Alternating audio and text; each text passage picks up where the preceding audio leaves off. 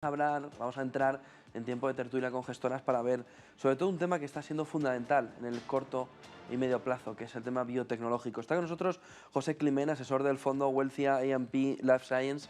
Bienvenido. Encantado de estar aquí, muchas gracias. Y está también vía semipresencial Elena Guanter de Ross, directora general de Candriam España. Elena, buenos días. ¿Qué tal? Buenos días, ¿cómo estáis? Bueno, tenemos una población mundial, ¿no?, que está experimentando crecimiento en las últimas décadas y cada vez se desarrolla más en el mundo biotecnológico. Elena, ¿cómo está la situación, cómo está la fotografía de la biotecnología ahora mismo y sobre todo cuáles son las oportunidades a medio plazo que puedan tener los inversores ahí? Pues yo creo que las oportunidades, como bien decías, es el marco en el que nos movemos, que es una gran tendencia de crecimiento de la población y también de envejecimiento de la población. Y entonces el gasto sanitario se prevé que se multiplique en los próximos años por esta necesidad.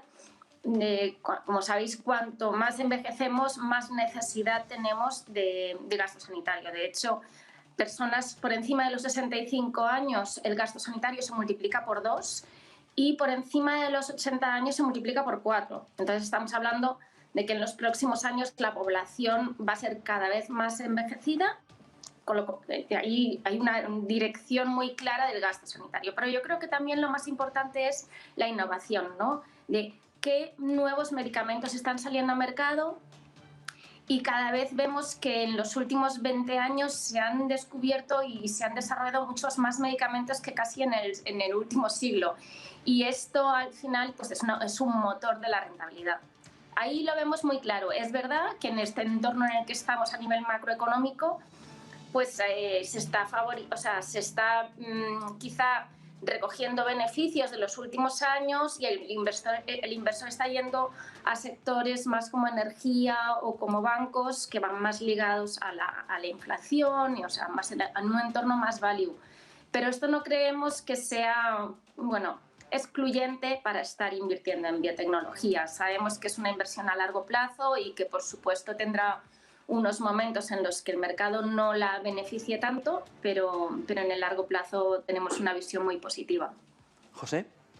Sí, no, en mi opinión, lógicamente, y añadiendo sobre lo que nos comentaba, todo el tema del envejecimiento lo que hace es incrementar, ¿no?, ese pastel bueno, pues que las biotecnológicas pueden coger. Y por otro lado, también tenemos que tener en cuenta que hay una serie de revoluciones tecnológicas que aplican al sector y que por un lado lo que hacen es conseguir que se traten patologías, enfermedades que antes no eran posibles de tratar, y estamos viendo, por ejemplo, la aprobación del primer fármaco en décadas para el tratamiento del Alzheimer. Incluso también, pues, por ejemplo, la inteligencia artificial, cómo abarata los costes de desarrollo, lógicamente incrementando el retorno que da este sector, y también reduce la incertidumbre, ¿no?, que era quizá lo que más asusta, ¿no?, al inversor convencional acostumbrado a invertir en un tipo de sector donde, bueno, pues, te puedes creer más o menos la cuenta de resultados, pero no varía tanto como puede ocurrir en este tipo de compañías, ¿no?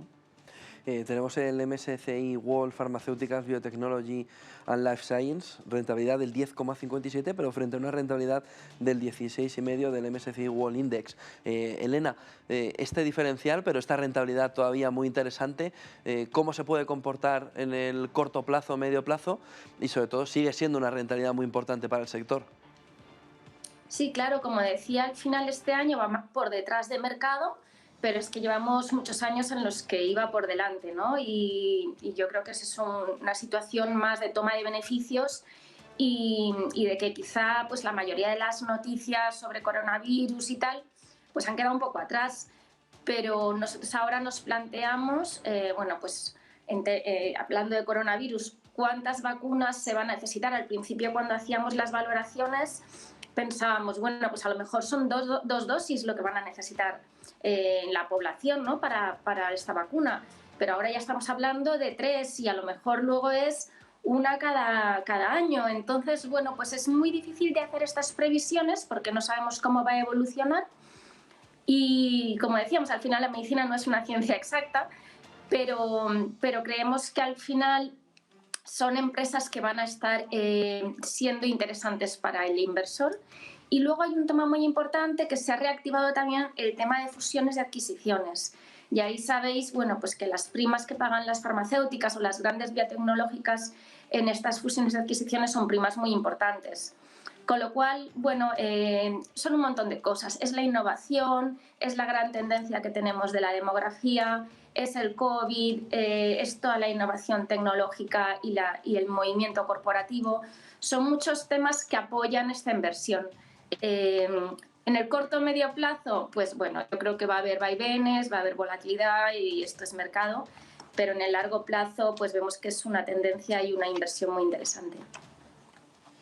En mi opinión, si uno mira, por ejemplo, los datos del Nasdaq Biotech Index, ve que el año pasado ese índice hizo un más 26%, ¿no? O sea que realmente lo que vemos en el otro índice es la mezcla entre biotecnología, empresas de medical devices, ¿no? De dispositivos médicos y también grandes grupos hospitalarios privados, ¿no?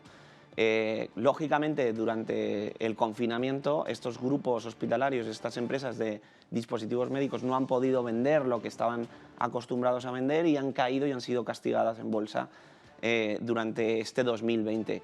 ¿Qué esperaría? Pues que probablemente a lo largo del 21, probablemente ya más en el 22, estas compañías vuelvan a recuperar el peso que tienen dentro del sector y vayan para arriba, empujen también el índice. Dentro del campo de biotecnología más específico, más de farmacéuticas, pues es verdad que ha habido cierta especulación en torno a todo lo que tenía que ver con el COVID, pero hay otros sectores que no han captado esa inversión que estaban acostumbrados a captar, véase la oncología, la hematología, neurociencias, etc. Y ahí yo creo que hay una oportunidad muy buena en el medio y largo plazo. Al pasar la pandemia, ¿puede pensar el inversor que ha pasado también el tiempo de las biotecnológicas después del empuje por el coronavirus? Pues como decía, y está perfectamente ligado con esto, lo que hemos visto, compañías que se disparaban en torno a un 20 o 30 veces lo que valían en bolsa, ¿no? Tenemos casos como el de Moderna, el de BioNTech, pero otras más pequeñas que también han desarrollado y tenían fármacos o vacunas en fase 2, fase 3, y su valoración se ha disparado en bolsa. En el momento en el que vamos superando poco a poco la pandemia, estas compañías recuperarán probablemente las cotizaciones previas o cercano, y en el resto de sectores lo que deberíamos ver es de nuevo una apuesta fuerte por ámbitos como la oncología, donde por ejemplo tenemos cada vez más tratamientos, todavía hay una necesidad médica no cubierta enorme y esto viene acompañado con ese envejecimiento poblacional que hace que el mercado cada vez sea más amplio. Elena. Sí, yo estoy totalmente de acuerdo. Muchas empresas se han Parece que hemos perdido a Elena. Ahora. Vale. Bueno, ahora recuperaremos a Elena. Es importante ver cómo seleccionar entonces carteras, dónde mirar y dónde pueden estar esas oportunidades. Sobre todo, no sé si podemos... Elena, perdona, que te habíamos perdido. No, ¿me oís ahora? Sí. Ahora sí, perdona. Vale. Sí, no, lo que estaba diciendo es que efectivamente muchas pruebas que estaban previstas en el momento de coronavirus, pruebas, operaciones, tratamientos, se suspendieron.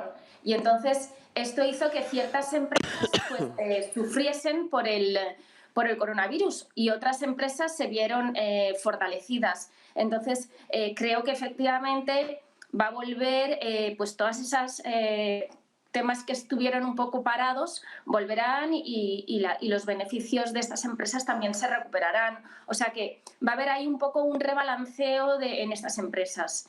Y creemos que al final el tema sanitario hubo un momento fuerte en el coronavirus donde todo el centro se puso en varias empresas que estaban desarrollando vacunas o tratamientos, pero hay muchísimo espectro, como decían, pues eso, en oncología, en Alzheimer y en enfermedades mucho más tradicionales, bueno, no tradicionales, pero en el día a día, ¿no?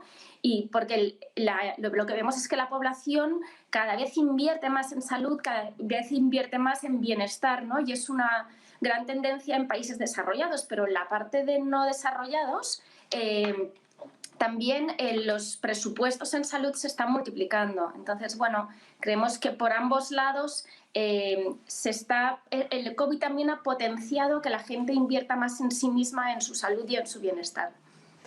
José, a la hora de seleccionar carteras, ¿se necesita más que nunca una gestión activa? Pues a ver, el debate entre gestión activa y pasiva yo creo que es eterno, ¿no? Pero sí que es cierto que en este sector el tipo de conocimiento que has de tener para evaluar si la compañía, y además estamos hablando muchas veces de compañías que capitalizan por debajo de 500 millones, ¿no? Que tienen 1 o 2 fármacos en desarrollo, ese es el activo que tienen y lógicamente la cuenta de resultados pues no luce, ¿no?, todo lo que pueda lucir en otras compañías porque todavía no tienen ingresos.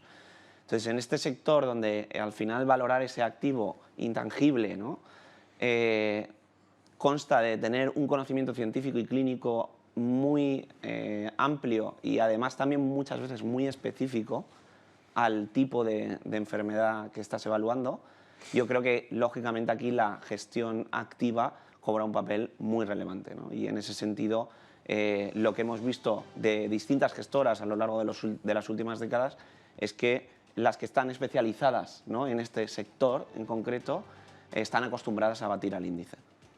Elena. Sí, yo creo que como decía al final, es muy importante analizar las pruebas clínicas, hablar con médicos, ir a congresos médicos, entender por qué se está desarrollando ese medicamento, cuál es la necesidad de los pacientes y si va a mejorar lo que ya tenemos o va a sustituir alguno. Y entonces ahí, para analizar bien, como decía, mi compañero no están presentando una cuenta de resultados positiva en muchos de los casos. Son empresas que, sobre todo en las pequeñas, en las que la apuesta es que ese medicamento que están desarrollando salga al mercado. Entonces, analizar cuáles son esas probabilidades de que salga al mercado, de que sea aprobado por la FDA, pues requiere un conocimiento clínico.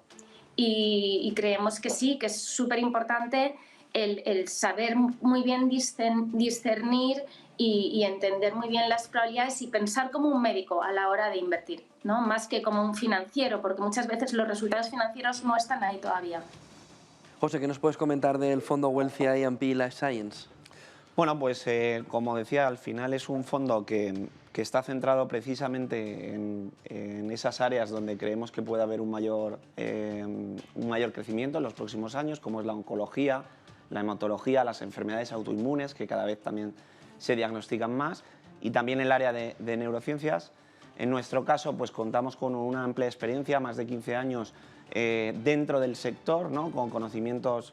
Bueno, y dentro del equipo pues contamos con médicos, con científicos, etc. Y lo que creemos al final es que, lógicamente, en este sector, para ser capaz, ¿no?, de batir al índice, que esa gestión activa aporte valor de verdad, lo que tienes que tener es un conocimiento científico y clínico muy amplio que te permita evaluar el desarrollo clínico y saber si la compañía que tienes delante tiene un fármaco que de verdad puede ser un megaventas, o realmente es un fármaco que les suelen llamar Me Too y va a vender 100, 200 millones y no vas a recuperar nunca esa inversión que hiciste, ¿no? Porque al final no podemos perder de vista que este es un sector que se parece en cierto modo a esas pequeñas tecnológicas donde 1, 2, 3 de cada 10 son las que de verdad luego son un éxito y son las que hacen que traigas la rentabilidad a casa, ¿no? Elena, el Candriam Equities Biotechnology y el Candriam Equities Oncology Impact, ¿cuáles son sus claves para este momento y para el medio plazo que vamos a afrontar? Pues yo creo que las claves son pues el intentar identificar también esas empresas que van a desarrollar los fármacos del futuro, ¿no? Y entonces, en el caso del oncology, no solo fármacos, sino también tecnología médica, también aparatología, temas bueno, pues de extirpación de tumores, de radioterapia, todos estos temas que están muy enfocados a la oncología, pero desde un campo mucho más amplio que solo los medicamentos, ¿no? Y ahí creemos, bueno, pues que la clave es eso, el estar muy, muy enfocado en todos los desarrollos médicos y científicos que están apareciendo, ¿no? Y creemos que es una inversión no solo financieramente muy interesante, pero sino también que le damos un enfoque social y ahí, como había comentado otras veces, parte de la comisión de gestión lo dedicamos a más investigación o apoyo a los pacientes. En el caso de España lo hacemos a través de la Asociación Española contra el Cáncer. Entonces, ese fondo a mí me parece bueno, pues que es un fondo que hay que tener no solo por la inversión, sino por ese apoyo que se está dando a la enfermedad, a los pacientes.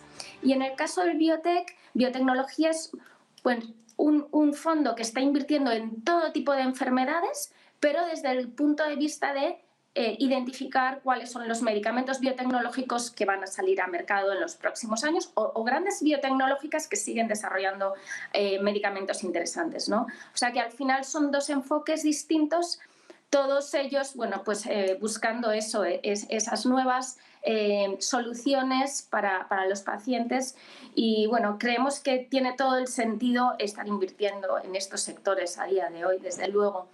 Por supuesto que habrá momentos en el ciclo donde se vean menos favorecidos, como puede ser ahora, que están todos los inversores más enfocados a la inversión value, pero que las rentabilidades y los fundamentales siguen siendo muy atractivos. Muchísimas gracias, Elena Guanter de Ros, directora general de Candriam en España, también José Climent, asesor del fondo Wealthy IMP Life Science. Gracias a los dos, buen día, buena semana, buen negocio. Muchas gracias. Muchas gracias, igualmente buena semana.